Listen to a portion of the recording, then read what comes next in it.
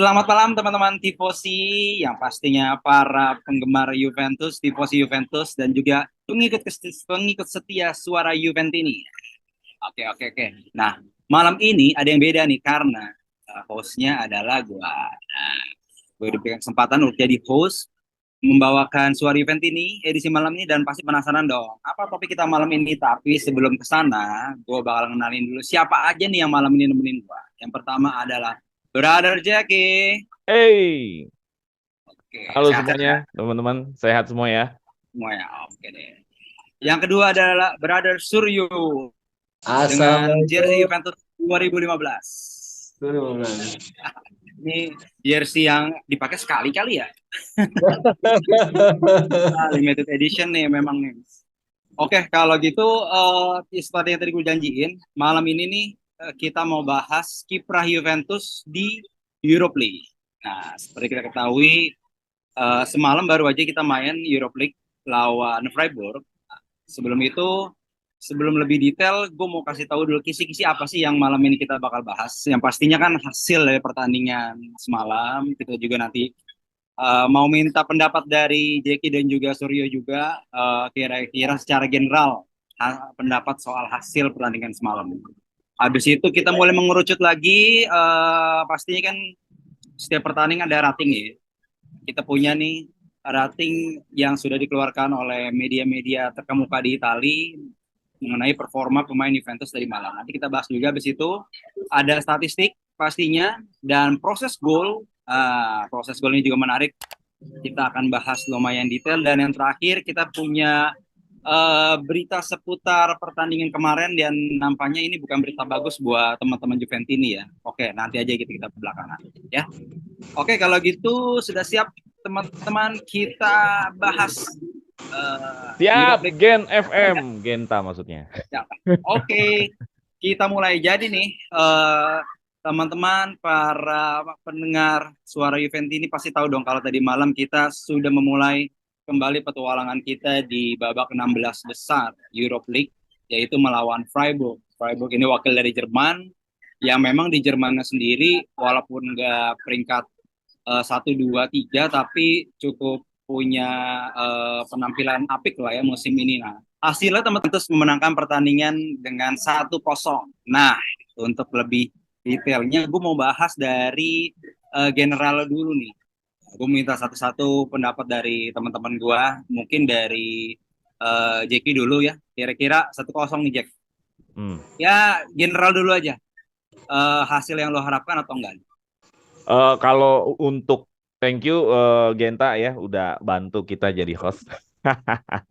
Nah, kalau untuk hasilnya, gua harapkan kalau secara prinsip menang aja iya, tapi kalau hasilnya yang diharapkan waktu di preview gue berharapnya 3-0. Kenapa? Karena kualitas Juventus yang ada di sini, Freiburg ada di sini. Bukannya sombong, tapi memang di atas kertas dan kenyataannya memang kayak gitu.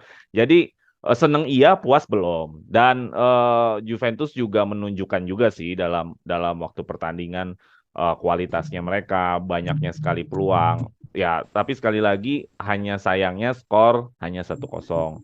Dan ada momen di mana kita masih tertolong VAR ya. Kalau nggak ada VAR juga nggak tahu itu hand atau enggak. Jadi itu juga jadi sinyal juga ngeri banget ketika lu udah sering nyerang tapi mereka hanya nyerang sekali gol. Ya untung banget itu sebenarnya tadi malam nggak jadi 1-1 karena kebetulan hand. Jadi secara overall Juventus berada di posisi yang di atasnya Freiburg, tapi secara hasil sangat disayangkan hanya 1-0.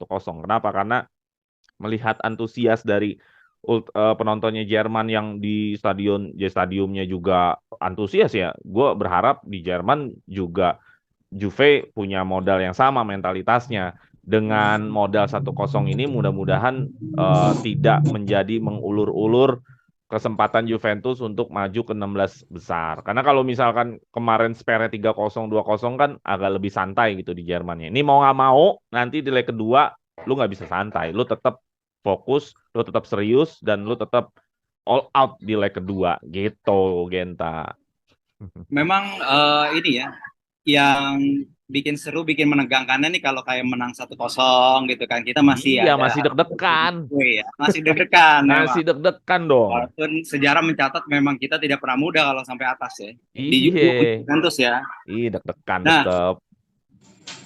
kalau untuk Bro Surya, kalau misalnya tadi Jeki udah bilang bahwa ya lebih baik kita menang 2-0 gitu kan ya. Benar juga sih ya, cuma dengan sekarang tidak adanya gol tandang dihitung gitu ya. Sorry, agregat doang yang dihitung ya, tapi gol tandang nggak dihitung. Kira-kira dengan penampilan Juve kemarin di babak playoff-nya itu kan lumayan meyakinkan main away gitu. Kira-kira sebenarnya peluangnya gimana sih? Kalau sedikit ya kita bahas WD-nya ya. Kalau dengan permainan kemarin gitu, dengan jarak antara Liga Italia dengan Europa League itu cukup tipis gitu ya, jedanya gitu. Kira-kira di pekan kan ini langsung minggu depan langsung main lagi nih kan? Iyo, langsung gas. Langsung main lagi, langsung away kan? Nah, kira-kira gimana? Bahas dikit boleh. Oke, gue bahas sedikit ya. Kan nanti diselang sama Serie A lawan Sampdoria kalau nggak salah ya. Nah, di situ bisa dilihat gue sependapat dan sepaham dengan Bro Jeki bahwa skor ini belum aman. Untuk 1-0 dihitung dari agregat dan tidak dihitung dari goal away-nya lagi, ini sama sekali belum aman. Cuman memang dari situ kelihatan bahwa dengan dalam tanda kutip adanya ultras yang sedikit dari Jerman aja gitu, tidak berpengaruh pada kita. Semoga kita bisa balas nanti di mana di kandang sendiri kan dalam tanda kutip ultras Juve ditahan-tahan untuk tidak seperti itu gitu maksudnya.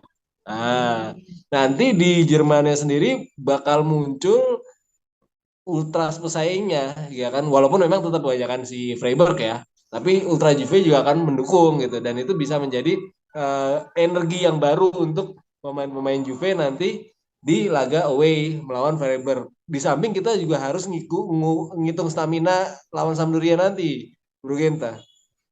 Iya, soal stamina ini jadi isu klasik ya sebenarnya. Makanya kalau kayak gue pribadi misalnya lawan Sampdoria gitu kita bisa turunin Rugani gitu kan, atau Paredes gitu kan kira-kira, atau kira-kira kalau kita sedikit mau rotasi gitu, kira-kira minggu depan apakah dengan starting 11 yang mirip-mirip atau gimana Jack? Sedikit Eh, kita ngomongin Serie A nih untuk biar ke Freiburg leg 2. Gua Rotasi gimana? gini ya, Gen. Ini kan karena kita ada permasalahan si minus 15 poin dan kita waktu itu bikin video bakal ada permasalahan yang namanya salary manuver. Artinya ke depan tantangan Juve ini bukan di lapangan tapi di pengadilan. Gua nggak melihat lagi bahwa perlu rotasi atau enggak, tapi intinya semua kesempatan all out, even di liga sekalipun. Kalau memang nggak bisa kalau memang lu harus tim inti dan lu all out, karena kan sebenarnya juga ini Giornata juga udah tinggal dikit lagi. Ini udah Giornata 26, tinggal 13 Giornata, mau apa lagi sih rotasi-rotasian, ya gas aja udah. Kecuali lu masih Giornata 8, Giornata 10, Giornata 12. Ini nih udah kalau ibaratnya eh, balapan tuh udah mau hampir habis. Ini udah all out gas kenceng-kencengnya, mau ngapain lagi gitu loh. Karena gue ngelihatnya mau rotasi nanti ketika lu balik 15 poin, terus lu dikurangin lagi poinnya, nanti berabe juga di Serie A. Jadi sebenarnya apapun yang lagi dijalanin ongoing kompetisinya Juventus, sekarang lu all out aja semuanya. Ya kalau perlu tim inti aja. Ya memang kenyataannya kita lagi banyak tantangan, mau diapain lagi gitu. Kecuali gini, lu udah jelas-jelas poinnya udah balik nih, Gen. Udah balik nih poinnya. Terus kita udah di posisi 2, posisi 3 kita masih jauh lah, sekitar 6 poin, 7 poin, atau 8 poin. Rotasi nggak masalah. Nah ini kan situasinya nggak gitu. Ya, Situasinya nggak gitu. Emang yakin poinnya balik? Ya belum tahu. Kenyataannya katanya sih poinnya balik. Cuman kan hari ini emang belum balik kan gitu. ya. Kita mencoba lihat dari kacamata Allegri juga ya. Kenapa Iya. dia kekeh untuk tidak rotasi gitu kan? Iya, gue ngeliat realitanya kita ada di peringkat 7, walaupun sebenarnya kita ada di peringkat 2. Kalau kita ada di peringkat 2, di bawahnya itu masih selisihnya jauh segala macam, rotasi nggak ada masalah. Kita masih punya buffer. Sekarang mau buffer gimana ya kalau misalkan poinnya nggak jadi balik terus kena salary manuver lagi, habis-habisan udah. Oke, menarik ya teman-teman Juventus ini. Tapi memang kalau menyambung obrolan tadi kita di soal gas aja terus, kita mau bahas nanti. Berarti kan ya kita akan minim rotasi, tapi bisa dipastikan positifnya adalah kita akan gas terus di situ. Nah, sebelum kita ke sana, gue mau simpulin dikit. Berarti kalau dari Brother Suryo dan juga Brother Jack ini optimis tetap ya kita untuk menatap leg kedua yang hanya berjarak 1 minggu gitu. Berapa hari malah? Beberapa hari. Dan walaupun kemarin kita lebih nyaman sebenarnya menang di atas 1 gol, tapi intinya ya kita buktikanlah nanti di leg kedua ya, seperti itu ya. Mungkin Iya. semua Juventus ini juga pada setuju kalau 1-0 kemarin kalau dibanding mungkin ini kan kayak AS Roma gitu yang berlaga juga di Europa League, mereka menang 2-0 gitu di kandang. Itu kan lumayan menang ya. Lawan Sociedad kan juga lagi jago-jagonya kan sekarang di Spanyol kan. MU kemarin menang 4-1, nah UP 1-0, tapi ya kita tetap optimis lah kan.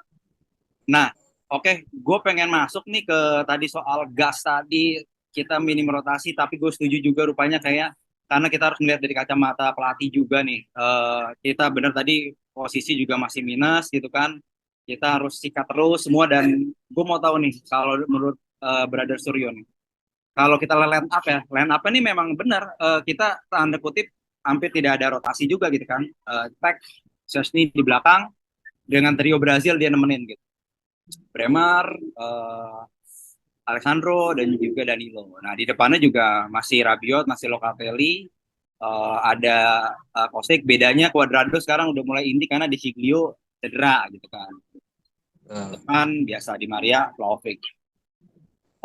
Kalau sedikit kita lihat dari report ratingnya memang nggak perlu kita tebak-tebak Di Maria udah pasti terbaik ya.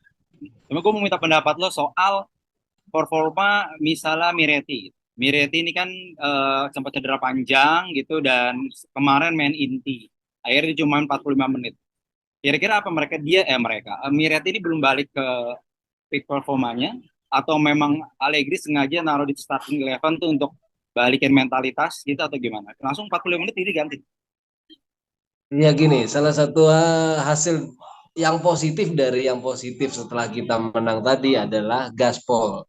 Tadi dengan Bro Delon kita bilang kita gaspol, dan kalaupun memang terjadinya rotasi, melihat dari performance Miretti dan Fagioli yang gak jelek-jelek amat sebenarnya ya. Apalagi Fagioli masuk babak kedua, kemudian dia memberikan trupas-trupas yang sebenarnya akurat dan cantik gitu, walaupun memang belum bisa dimanfaatkan Vlahovic gitu. Gue rasa Juve cukup pede untuk apapun yang terjadi gaspol, dan kalaupun rotasi yang terjadi, pemain-pemain yang akan dirotasi itu sudah mulai terbiasa. Fagioli, Miretti, kemudian Barrenechea kemarin juga hasilnya positif. Gatti pun insya Allah juga makin mengasah mentalnya dan performasnya juga seperti itu. Jadi gue tetap pede walaupun nanti berhadapan dengan Sampdoria dan kemudian Freiburg itu jaraknya sangat sedikit. Gaspol dengan rotasi yang sekarang sudah sangat mumpuni, dan pemain-pemain muda itu sudah mendapatkan jam terbang yang udah lumayan, pernah main di UCL juga, sekarang di UEFA, kemudian besok mungkin dirotasi lagi kalaupun memang Allegri berubah pikiran, nggak masalah mau gaspol atau rotasi. Gua rasa Juve sudah cukup bagus untuk itu. Karena kita pernah bahas di beberapa episode sebelumnya bahwa Juventus Allegri ini sudah mulai dapat kerangkanya ya. Jadi sebenarnya kalaupun rotasi dan pemain dimainkan pun walaupun pemain muda, tapi sebenarnya sudah cukup fit gitu ya dengan Allegri.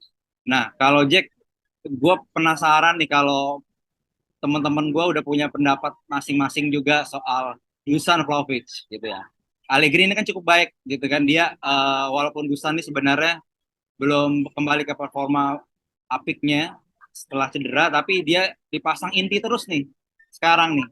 Kira-kira kalau kita coba melihat dari kacamata Allegri, apa yang Allegri mau sebenarnya dari Dusan ini? Ya, semua pelatih menginginkan strikernya golin lah. Karena kewajiban dari seorang Itu pasti striker, ya. striker golin. Setiap pertandingan golin. Apalagi Dusan dihargain 70 juta euro. Itu seharga kayak Haaland. Memang Haaland bedanya ada di term and condition-nya. Nah, Haaland sendiri aja dengan harga segitu tahu sendiri produktif. Nah, sedangkan Vlahovic golin memang, cuman produktivitasnya itu tidak rutin golnya. Sedangkan paling enggak tuh si Vlahovic itu golin 2 game 1 gol lah, 2 game 1 gol, 2 game 1 gol. Itu bisa dikatakan dia sudah reguler menjadi seorang striker. Nah, ini kan kenyataannya adalah Vlahovic berulang-ulang kali gue bilang dia ini striker yang dianggap hebat sama Juventus. Kenapa? Karena kita hargain dia mahal, kita gaji dia mahal. Kalau kita hargain dia mahal, gaji dia mahal, berarti kita mengatakan dia ini hebat. Kan gitu. Nggak mungkin dong pemain murah kita anggap dia hebat, pasti kita anggap dulu pemain yang mahal, kita anggap hebat. Ya karena memang performanya di Fiorentina gacor. Nah permasalahannya hari ini tidak gacor dan Allegri memasang dia terus ya wajar. Karena dia memang striker nomor 9-nya Juventus. Ya suka nggak suka harus dimainin. Cuman kenapa jadinya nggak golin? Ya memang ada perubahan bentuk permainan waktu di Fiorentina, waktu di Juventus. Ya Allegri kebetulan mainnya menunggu, Allegri kebetulan mainnya lebih banyak counter attack, Allegri lebih banyak tidak mendominasi selama 90 menit, Allegri tidak main tiki taka. Jadi mungkin itu yang membuat perubahan-perubahan Vlahovic sehingga skor Vlahovic tidak punya produktivitas yang sama kayak waktu di Fiorentina. Apa yang harus dilakukan Vlahovic? Di episode sebelumnya gue selalu mengatakan adaptasi dengan ininya Allegri. Ya sekarang kalau fans bilang ya salah Allegri, ya Juventus nggak bisa salahin Allegri karena Juventus ingin panjang sama Allegri. Lu kalau mau Ya, salahin Allegri kan berarti pecat Allegri. Nah, betul. kenyataannya enggak. Kenyataannya Allegri lebih diperpanjang dibanding Vlahovic. Karena Vlahovic banyak berita mengatakan kalau harganya ada yang cocok kan Vlahovic mau dijual. Madrid ya. Iya kan? Artinya Iya, apa? Yang lebih diikutin sama Juventus kan si Allegri-nya dibanding ke Vlahovic-nya. iya. Gitu loh. Beda Dan waktu kayak CR sama Allegri. CR-nya kayak nggak suka sama Allegri. Allegri-nya yang dipecat. iya, Ya kan? benar-benar. Nah kalau ini kan nggak gitu. Lu Vlahovic nggak suka sama cara main Allegri. Ya lu kan nggak bisa minta sama Juventus ganti pelatih. Nggak bisa. Mau nggak mau kalau Vlahovic ingin terus ada di Juventus, lu harus adaptasi sama permainannya Allegri. Main counter attack itu apa sih yang dibutuhkan? Sekali lagi speed. Kemarin Dusan Vlahovic dapat satu momen. Dia counter attack bawa bola dari bawah. Dia ada satu momen one on one tapi nggak Ya, berhasil. Ya itu kan satu bentuk adaptasi ketika lo main counter attack lo harus siap giring bola dari bawah one on one untuk menciptakan peluang gol. Jadi ya balik lagi Vlahovic mau adaptasi nggak dengan strateginya Allegri, pemain-pemain yang ada. Suplai ada nggak? Ada. Lah itu buktinya Kostic udah jadi salah satu asis terbanyak di Serie A. Lah kenapa asis itu tidak terjadi di Vlahovic? iya, Kenapa asis itu terjadi untuk pemain-pemain Juventus yang lain? Harusnya kan bisa aja asisnya Kostic, tapi yang mengkonversi gol adalah Vlahovic. Benar nggak? iya, benar. Kecuali kita tuh nggak ada pemain yang bisa asis. Di Maria nggak Iya, bisa asis, Kostic nggak ada yang benar. bisa asis. Ini kan yang new play ada. Gitu loh. Setuju. Jadi balik lagi, Vlahovic harus adaptasi dengan permainan Allegri kalau mau terus di Juventus. Karena Iya, harapannya fans atau siapapun, ya dia harus kembali golin. Ya minimal 2 pertandingan 1 gol lah. Gua nggak muluk-muluk setiap pertandingan harus golin, walaupun memang harganya pantasnya begitu. Pantasnya begitu. Setiap iya. pertandingan golin pantasnya gitu. Tapi standar aja deh, 2 pertandingan 1 gol udah bagus. Walau ini ya apa, gue yakin gitu, Vlahovic ini bakal bisa jadi penentu di momen-momen yang krusial gitu. Nggak tahu nanti mungkin di semifinal Juve masuk gitu kan, ataupun di final. Tapi memang Amin. dia dari segi suburnya belum balik gitu. Tapi gue percaya nih dia ada tipe-tipe hero gitu loh. Lu setuju nggak yo? Ya, kalau itu benar, benar. Dengan tipe-tipe hero-nya ngelihat dari dia kepedeannya dia aja, tinggal tunggu muncul PD-nya aja gitu. Buktinya waktu awal-awal dia bisa ngegolin lewat free kick gitu. Ini not yet aja gitu, not yet in the right time, not yet in the right person aja gitu aja. Kalau ngelihat dari tadi yang ngomongannya Bro Jeki itu terjadi di menit 33. Ya, di mana Vlahovic itu dapat dari tengah, cuman belum beruntung dalam tanda kutip untuk menggiring dan mengkonversi jadi gol. Memang benar ada supply yang sangat banyak dari Kostic dan gol pertama pun umpan yang cantik dari Kostic dan langsung digacorkan ya istilahnya sekarang ya gacor ya. Digolin sama Di Maria gitu lewat sundulan dan itu kenceng ternyata. itu di luar ekspektasi juga Di Maria. Kalau menurut gua di luar ekspektasi Di Maria ngegolin dan kencang karena performanya si Mark Flecken itu bagus. Kak, di babak pertama aja dia bisa ngetepis dari arah kanan bawah itu udah bagus gitu loh. Nah, itu bisa digolin Di Maria dari sundulan. Tinggal tunggu momennya aja di mana Vlahovic mendapatkan kepercayaan dirinya, terus habis itu dia bisa menjadi sesosok dalam tanda kutip hero yang lo sebutin Bro Genta, dan insya Allah itu semuanya hasilnya positif buat Juve.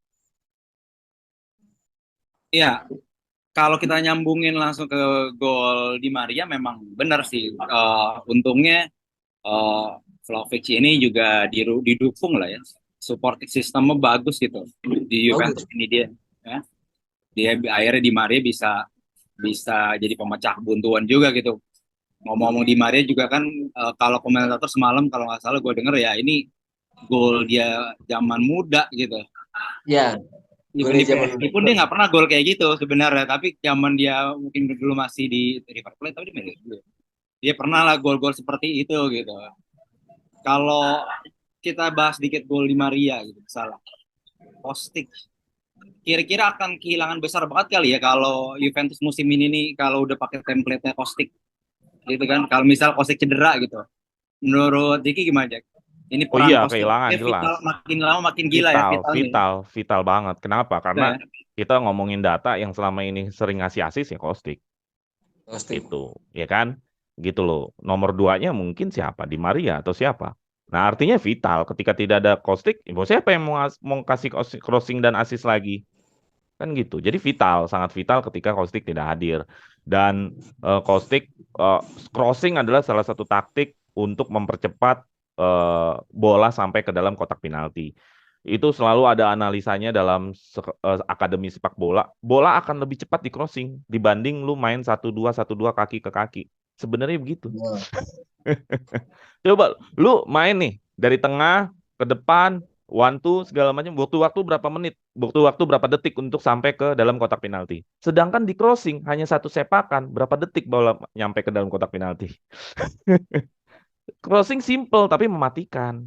Gitu loh. Nah, kebetulan kita punya satu pemain yang spesialis crossingnya ini udah kelas dunia, yaitu Kostic. That's why ini adalah spesialitinya lah. Jadi ketika Kostic tidak hadir buat Juventus, sangat kerugian. Makanya Kostic hari ini adalah andalannya Allegri dan beruntungnya Juventus mendapatkan kontraknya juga nggak jangka pendek. Kalau nggak salah dia bisa 3 musim atau 4 musim gitu. Iya, iya.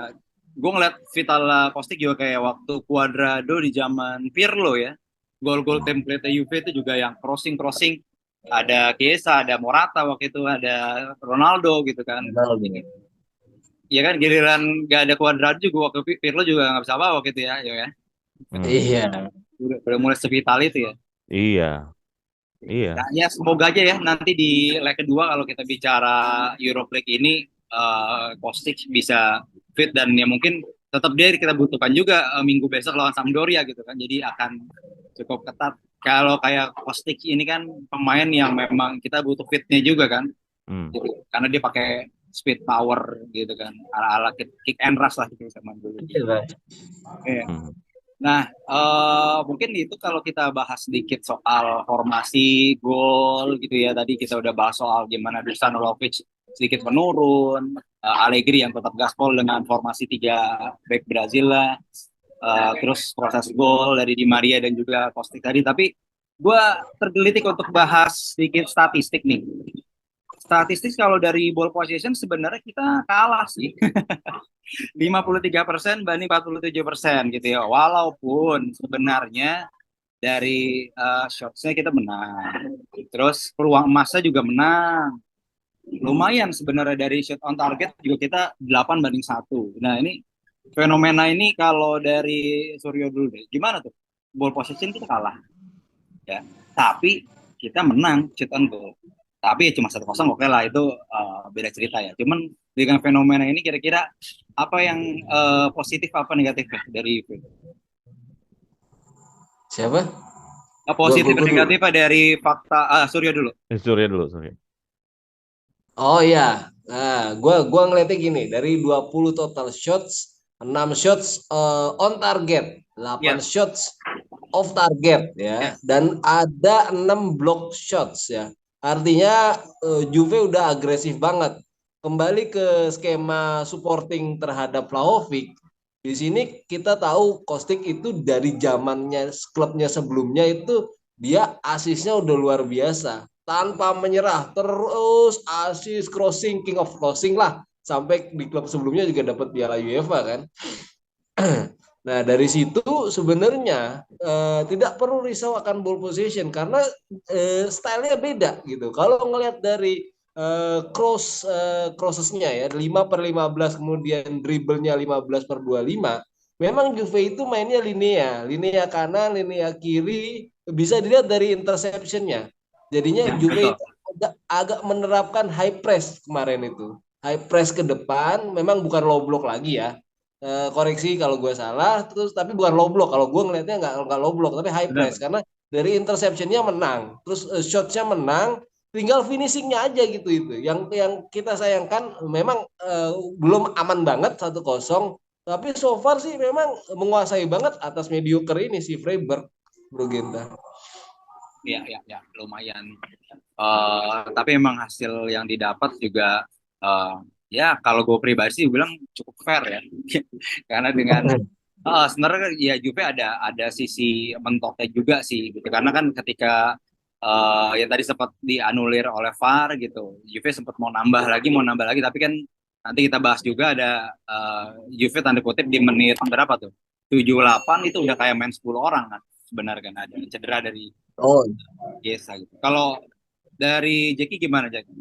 Menurut lo fair nggak dengan statistik seperti ini untuk hasil yang didapat gitu? Sebenarnya kalau dari, ya itu doang sih, kalau dari segala shoot inside box, side box, masih menang lah jauh, possession kalah, tapi hasil 1-0. Cukup fair? Nggak fair. Gue bilang nggak Oh, fair. fair. Kenapa Oke. nggak fair? Kenapa nggak fair? Di sisi mana Freiburg bisa mengungguli Juventus? Nggak ada. Oke. Dari sisi defense-nya juga enggak. Intercept-nya masih banyakan Juventus. Dari sisi apa? Dari sisi passing enggak. Enggak berlebih-lebih amat gitu loh. Kalaupun misalkan hanya ball possession 5-3, 4-7, itu sebenarnya bukan dominasi, itu sebenarnya berbagi gonta-ganti serangan. Gue bisa bilang sebuah tim akan mendominasi sebuah permainan itu kalau ball positionnya di atas 55% atau 60%, itu namanya dominasi. Kalau masih di bawah 55%, itu sebenarnya hanya berbagi bola aja. Lu gantian nyerang, habis itu gua. Lu gantian nyerang, habis itu gua. Itu gitu doang aja. Jadi yang gua lihat adalah Juventus punya ritme. Allegri ini punya ritme. Ada menit-menit di mana dia force, ada di menit-menit dia nunggu. Ntar di ritme menit keberapa dia force lagi, ada di menit-menit keberapa dia nunggu. Jadi dia ritmenya dia atur terus sedemikian rupa supaya apa? Supaya pertama adalah fisik, kedua juga tidak selamanya Juventus itu, gue sangat setuju dengan Allegri untuk di timnya dia saat ini. Gue nggak setuju Juventus terlalu dominan. Kenapa? Keseringannya ketika Juventus sering dominan malah kalah.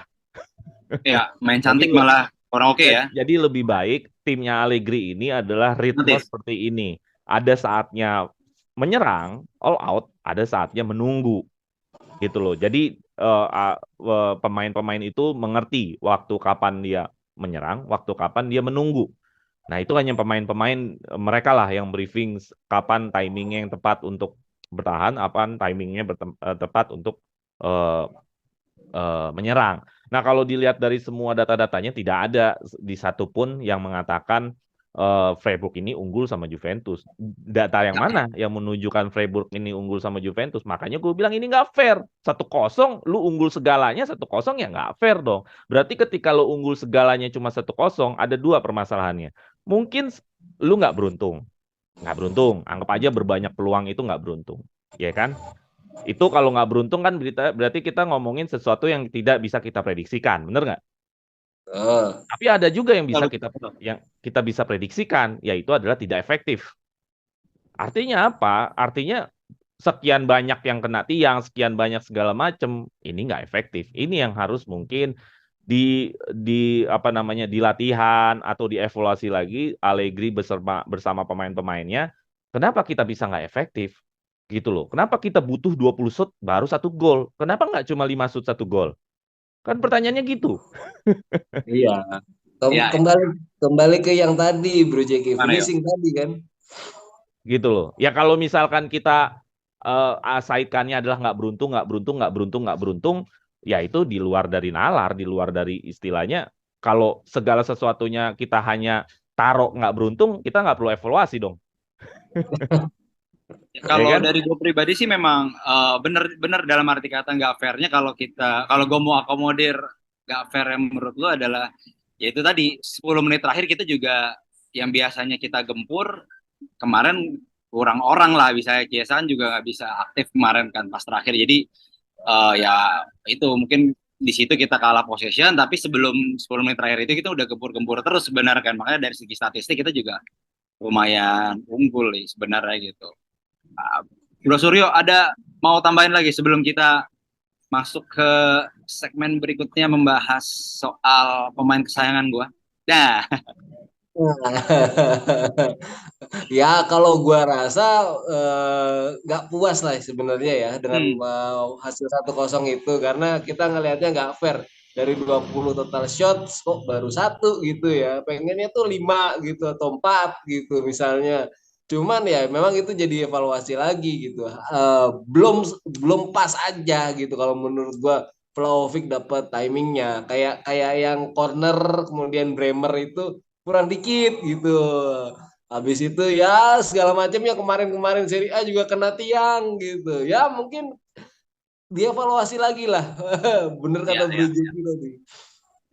Mudah-mudahan makin banyak main, makin apa terpecahkan lah ya, permasalahan yang ada gitu ya, bukan Iya. makin ini Ya ya. kalau fungsi Vlahovic berjalan dengan baik, sebenarnya Nah, sebenarnya permasalahan ini bisa ditambah golnya kan. Kita kan butuh striker untuk menciptakan peluang ya. peluang konversi kualitas peluangnya menciptakan menjadi golnya menjadi lebih besar. Sifatnya kan gitu. Meningkatkan Yes. probabilitas. Iya. Apalagi kita masih punya sebenarnya milik ya yang Nah, iya, cedera. gue sangat sayang banget Ya, Milik nggak apa namanya nggak main ya, karena dia terkadang gua rasa mainnya waktunya sebentar, tapi jumlah golnya cukup mumpuni gitu loh. iya. Kalau musikin ya kita support aja lah dalam arti kita kecewa sih kecewa gitu ya sama Hmm. permainan dia ukuran Roma.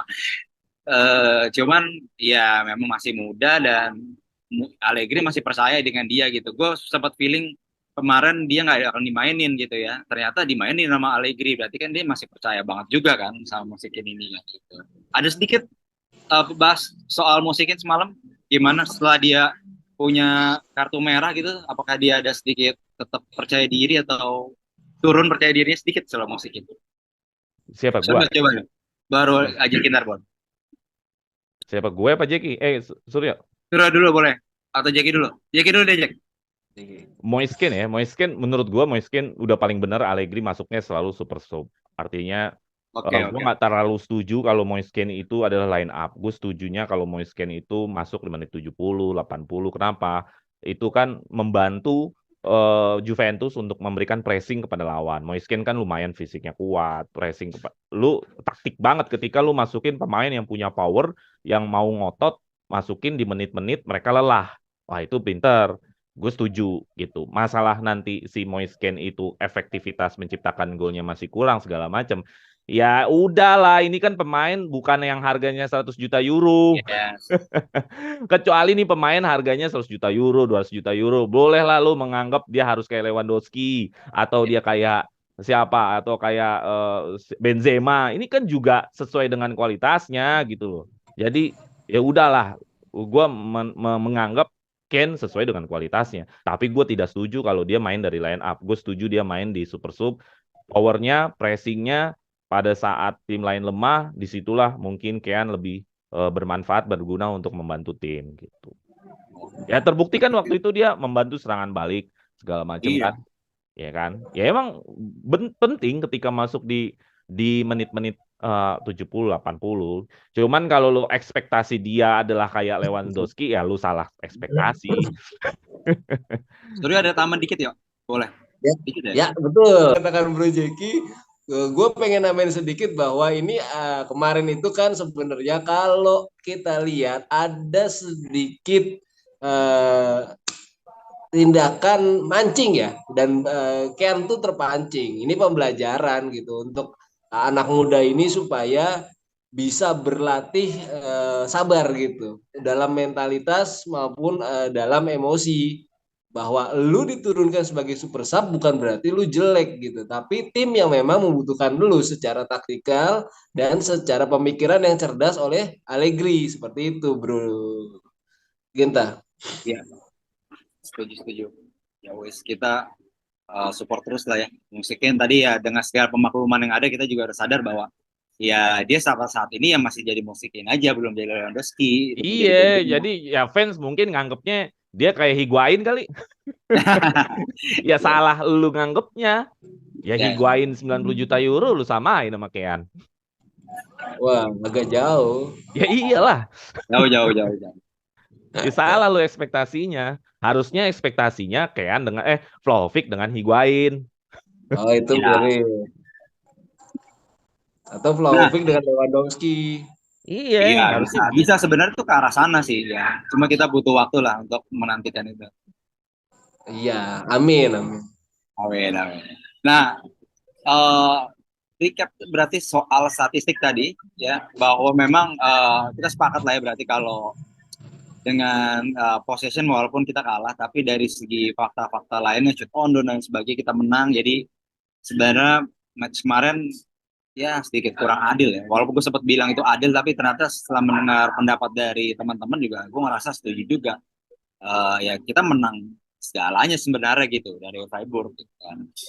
Wah, tapi ya gol tidak kunjung tercipta kembali ya. Ya wes lah. Dan dia tadi juga pembahasan soal ya emang Allegri bagus main seperti kemarin gitu kan. Bukan ya, emang Allegri tidak harus main cantik gitu ya untuk menang dari zaman dulu ya. Gitu.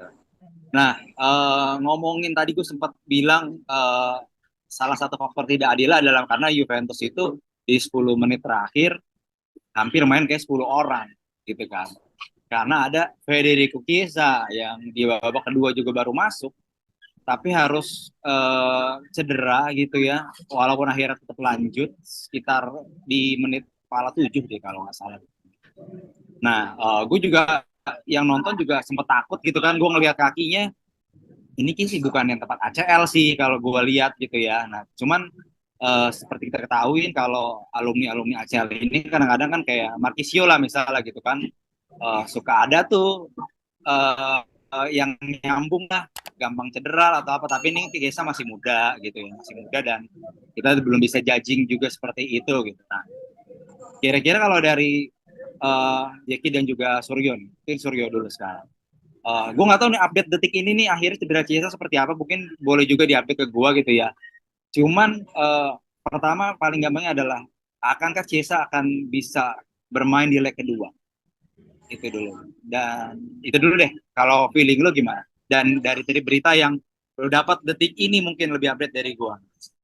Oke, untuk perkiraan ini sendiri itu kan 30 sampai dengan 40 hari ya untuk perkiraan panjangnya, dan itu tidak akan mungkin terjadi di leg kedua melawan Freiburg ini. Tapi ya nggak masalah. Juve sudah punya Kostic yang sudah lebih dari cukup untuk kita bombardir ini mediocre gitu.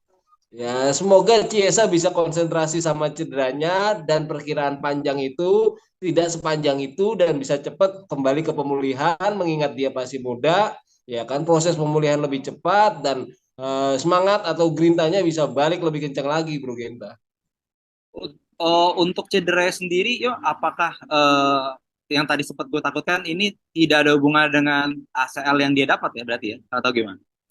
Ya, semoga setelah dari hasil observasi yang mungkin besok atau lusa diketahui, semoga nggak parah ya.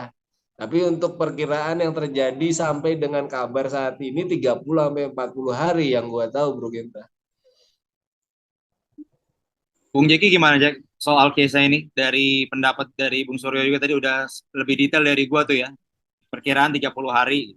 Gimana kalau dari lu? Tadi sih gue barusan baca lagi langsung lihat di Twitter, katanya sih ya nggak terlalu parah, ternyata masih bisa dievaluasi untuk beberapa hari ke depan. Tapi kemungkinan kayaknya dalam seminggu ini Chiesa nggak bisa main sih. Adapun itu belum ada hal yang detail, apakah itu cedera yang baru ataukah trauma ACL-nya. Ya menurut gua ini bisa aja dari trauma ACL-nya. ACL ini kan punya contoh ya. Dulu Del Piero juga ACL. Dia sampai vakum selama 1 tahun bersama Juventus. Setelah itu dia masih bisa kembali ke performanya. Tapi yang berbeda dari Del Piero adalah di kecepatan. Itu yang berbeda. Mainnya nggak secepat seperti waktu dia zamannya sebelum ACL. Tapi ada juga contoh-contoh ketika lu kena ACL, terus karir lu lama-lama menurun. Seperti Theo Walcott di Arsenal. Iya. Theo Walcott waktu itu pemain yang ya sama lah, artinya digadang-gadang kayak Chiesa juga. Cuman ketika di ACL di Arsenal lama-lama menurun sampai sekarang kita juga nggak tahu itu pemain kemana. Nah itu yang Iya. akibat ACL. Jadi ada dua sisi yang bisa dipelajari. Kalau gue lihat Chiesa ya mau nggak mau Chiesa juga nggak bisa lagi memaksakan akselerasi yang terlalu berani. Mungkin Chiesa sudah harus berpikir pindah ke posisi nomor 9, di mana pergerakannya sedikit tapi efektif. Apa salahnya gitu loh ketika lu cedera sudah terlalu nomor dia kan kalau menjadi penyerang sayap itu kan masalahnya pemain penyerang sayap itu harus atraktif, ya kan? Perpaduan antara speed, gocek, segala macem itu dikeluarkan semua posisi-posisi Chiesa, bener nggak? Setuju. Kedua juga posisi Chiesa ini dinamis. Lu tadinya cuma diem, tiba-tiba langsung lari, tiba-tiba langsung bentrok dengan lawan. Jadi kalau memang cedera ini sangat meliputi Chiesa, nggak ada salahnya lu adaptasi untuk pindah posisi. Itu hal-hal yang lumrah aja kok ketika lu habis cedera lu adaptasi pindah posisi. Emang apa salahnya gitu? Ya kita ini ide gua aja ya bahwa unik juga kan kalau suatu saat Chiesa jadi nomor 9. Ya, gue Ya kan? setuju banget. Tapi itu untuk masa depan Chiesa lebih baik kenapa enggak? Benar nggak? Dibanding dia harus memaksakan di posisi penyerang sayap, tapi rentan cedera terus, kambuhan terus. Gua harapannya kayak Del Piero, malah ujung-ujungnya kayak Theo Walcott. Gue juga punya pendapat kenapa kalau misal Chiesa ditaruh di nomor 9 lumayan hidup juga karena eh, dia punya shoot power yang oke gitu kan. Iya. Dia punya kemampuan untuk jadi bomber juga gitu. Jadi sebenarnya sih nggak ada alasan untuk kedepannya dia sebenarnya bisa di posisi itu gitu kan. Ya. Mm-mm. Sudah Ya kan? gimana ya? Gimana? Kalau dari Jeki Gue tadi berharapnya Chiesa udah kita rubah. Moga dia mau merubah gaya mainnya gitu, jangan terlalu Atraktif. bersemangat, atraktif di kiri.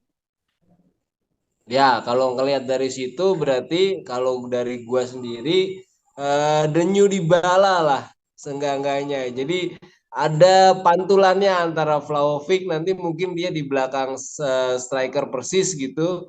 Persis seperti posisinya Del Piero ketika mengawal dengan Trezeguet gitu. Ya, Nah, di situ kan memang ada pergerakan yang butuh cepat, tapi memang tidak seeksplosif dari winger ya kan, beda ya. Karena mengantisipasi dari trauma ACL-nya itu tadi, memang kalau ngelihat dari kasusnya Del Piero, speednya turun, dan kita nggak ngarepin dari kasusnya Theo Walcott dia ngilang. Adaptasi yang mungkin kalau dari gue bisa berpendapat adalah the new Dybala, karena Juve butuh itu dari tengah sebenarnya. Kalau ngelihat dari kita sudah ngomong panjang tadi, total shot segala macam, cross segala macam, pondasi, butuh pantulan untuk bola dari Vlahovic. Seandainya memang Vlahovic itu dimatikan oleh musuh, Bro Genta. ya, ya. Mungkin kalau nggak nomor 9 pun dia masih bisa jadi second striker ya si Chiesa ini ya ke depannya ya. Ya, kalau gue lebih ngelihatnya second striker, persis Ya, seperti kalau Del Piero. analoginya tadi Del Piero Trezeguet ya maksudnya ya. Ya, persis, Ah, persis, persis. Karena Del Piero setelah ACL dia trauma, tapi tetap masih bisa bersinar. Cuman memang adaptasi posisi. Gue mengaspirasi dari pemikiran Bro Jeki tadi. Oke, cukup menarik ya nampaknya top terakhir ini karena ya memang Federico Chiesa ini kan bukan hanya harapan dari Juventus sendiri atau Juventini, tapi publik Italia pada umumnya Ya, juga menganggap Chiesa ini juga sebagai superstar atau rising star gitu kan karena kasih Roberto Mancini sendiri juga sudah terang-terangan sebenarnya pengen banget Chiesa itu fit untuk bulan Maret ini karena Italia nanti kan akan oh, main di 2 minggu lagi ya lawannya ya, Inggris Pak gitu kualifikasi Euro dan Listener berharap banget manggil Chiesa, cuma dengan keadaan sekarang sih kayaknya hampir pasti Chiesa mungkin timnas nggak akan dilepas juga, atau mungkin Mancini juga sadar kali ya, nggak akan manggil Chiesa gitu, takut tangkip panjang gitu. Ya semoga aja lah ya Chiesa kembali secepatnya gitu. Dan gue ngelihat dari diri Chiesa sendiri sih, dia pemain yang apa ya, berbeda lah, berbeda dalam hal positif gitu. Semangatnya sih gue yakin dia bisa membawa kayak Del Piero gitu, bangkitnya Ya, ya. Cesa punya pekerja keras, cuman kan dia juga sadar diri, dia ini udah barang pecah belah. Karena ACL ini Iya, kan kambuhan. Jadi Abuan. harus adaptasi dengan cara main atau posisi. Kalau dia nggak adaptasi dengan cara main dan posisi, dia berpikir dia masih kayak zaman dulu, itu nanti akan kambuh lagi, dan itu juga iya, akan merugikan Ciesa sebenarnya. Ya dia harus adaptasi bentuk yang barunya, ya entah itu posisi, entah itu cara main. Ya tergantung Ciesa nanti zamannya gimana. gue keinget Chiesa waktu duet sama Bernardeschi musim lalu tuh lawan Chelsea di kandang. Itu Juve lagi krisis striker tuh kan. Akhirnya Hmm. Chiesa lah sama Bernardeschi diduetin di depan, malah menang. Ya kan? Juve Yang itu 1-0 oh golin Chiesa. yang gol cepat ya. Gol cepat babak Hmm. kedua itu juga kan udah ada tuh di situ. Iya. Oke, oke. Kayaknya lumayan cukup padat tuh pembicaraan kita soal match kemarin lawan Freiburg. Leg 1 babak 16 besar Europe League 2022-2023 nih, teman-teman Suara Juventini. Semoga ya harapan kita bersama, kalau tadi kita recap bahwa ya hasil 1-0 kemarin sebenarnya belum aman dalam hati kecil kita, tapi kita syukuri. Dan semoga nanti karena jaraknya cuma seminggu gitu kan, di minggu depan tidak ada pemain yang cedera di Liga Italia minggu besok nih ya, sehingga lawan Freiburg di leg 2 kita bisa tampil full tim lagi. Dan Amin. juga gol-gol yang cantik menentukan juga kita tunggulah dari Kostik dan juga Di Maria. Dan gue juga senang banget Di Maria kemarin main di atas 75 menit gitu kan, berarti ini orang masih oke. Bahkan ada berita dia juga mau diperpanjang, katanya kontraknya kan Di Maria sendiri juga senang gitu kan di Juve. Nah, dan terakhir ya itu, semoga Federico Chiesa kembali bisa menempuh secepatnya dengan penyesuaian gaya bermain. Gue setuju banget tuh tadi pendapat soal itu, karena ya kita masih pengen lihat Chiesa yang berkarir panjang lah ya gitu, karena kelihatan dia cinta banget sama Juve ya. Terus sih Hmm. gue lihat sih mereka dia senang banget sama Juve. Dan gue pernah baca dia pernah bilang, bapaknya tuh si Enrico Chiesa bilang kalau penyesalan dia seumur hidup jadi pemain salah satunya adalah nggak pernah main buat Juventus. Bapaknya Iya. pernah ngomong gitu tuh, Enrico Chiesa. Makanya ketika anaknya masuk Juve walaupun dengan cara peminjaman dulu waktu itu, ya kan, tapi seneng banget sih bapaknya itu kan gitu. Umumnya Oke sih deh pemain kalau Italia seneng ya gimana sebenarnya. gimana. Umumnya ya, umum. Maksudnya Iya, tetap ada yang suka Milan. Misalnya pemain mediocre nih kalau direkrut tetap suka ada yang suka Milan Inter. Tapi kalau dikasih persentase lebih seneng kalau direkrut sama Juve. Karena kan iya, Juventus itu lebih pride ke Italianya kan. iya, gue setuju buat mentalnya. Kemungkinan dia Oke, dipanggil timnas juga lebih besar di Juve. benar, benar, benar, benar. Itu juga. Bahkan kan kalau di timnas Italia, di Juve juga cadangan bisa dipanggil kan, kalau mainnya di Juve gitu kan. Oh, betul. Iya Makanya kan. gue bilang itu tadi. Ya Sandro aja Dan masuk yang timnas kaget, Brazil, bro. ah, Masuk yang Piala kaget Dunia. tiba-tiba Mancini manggil Mancini. Sandro, lu pada fansnya ceng-cengin. Itu Sandro dipanggil World Cup. Iya, benar, benar, benar. Lah iya kan, ya Itu, even dia main cuma sebentar, intinya berarti dia mengungguli semua pemain bek kanan Brazil yang dimanapun lagi bermain. Iya. benar, benar, benar. Padahal di Juventus lu pada ceng-cengin semua. Ya tapi Mancini. buat orang Brazil atau pelatih Brazil, ya Sandro hebat. Buktinya dipanggil timnas. Apalagi kemarin Brazil sebelum sedikit pas World Cup juga udah digadang-gadang juara dunia. Gue pikir anjir nih Sandro dicak-cakin di Juve, tiba-tiba ngangkat Piala Dunia gimana nih. Akhirnya Iya. Ya masa sih sekelas Brazil bek kanan nggak ada lagi, pasti ya kenapa milihnya Sandro, pasti kan dianggap sama tim kepelatihan timnas Brazil Sandro hebat. Ya kenapa Sandro hebat? Karena mainnya masih di Juventus kan gitu. setuju. Setuju.